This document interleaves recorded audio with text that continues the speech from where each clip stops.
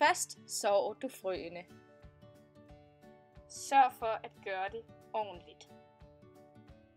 Derefter vokser der et lille træ. Og træet bliver større og større.